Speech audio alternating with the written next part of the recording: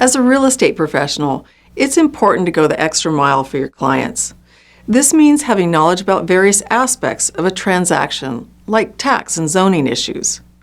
You want to be a trusted resource to your client during the process of purchasing and selling real estate, but you literally cannot be the authoritative voice on everything for them. While it's important to have a basic understanding of tax laws and how they work, it's also important to remember where your area of expertise ends.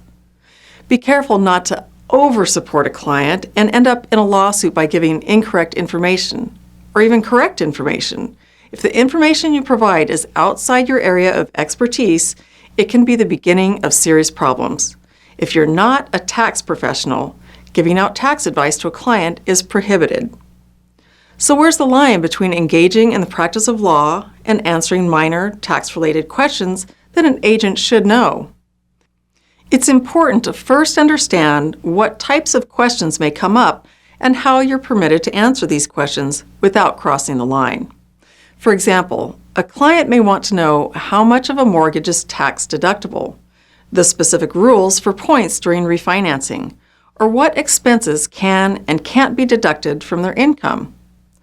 Obviously, these are only a few of the many financial and tax questions that may arise during a real estate transaction. And the answers to some of these questions have changed a few times in the past few years.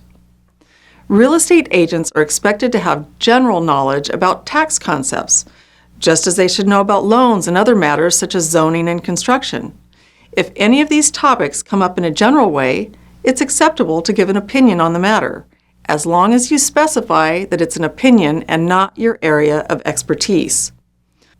For example, it's reasonable to suggest to a client that they look into a 1031 exchange, but they must be referred to the proper licensed expert, such as a tax advisor, for advice on the impact of a specific transaction.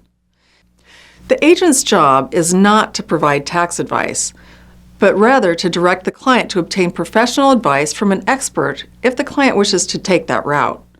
The best practice is always to refer your client to a lawyer or tax professional when they have specific questions regarding the law or taxes. While on the subject of referrals, it's important to note agents aren't allowed to be paid referral fees for directing clients to an expert in another field. If a client comes to you for guidance on who to contact for tax or legal advice, the best practice is to provide them with at least 3 different options and let them make the choice themselves. If an agent receives a kickback or other benefit from a referral, they must be upfront with the client about it, or they risk being accused of a conflict of interest, which can result in anything from a reprimand to suspension of a license. Agents need to be wary of making any statement about a tax situation and portraying themselves as an authority on the subject. Always make it clear when expressing an opinion and not a fact, and never discourage clients from contacting third-party experts in tax or legal matters to clarify important issues.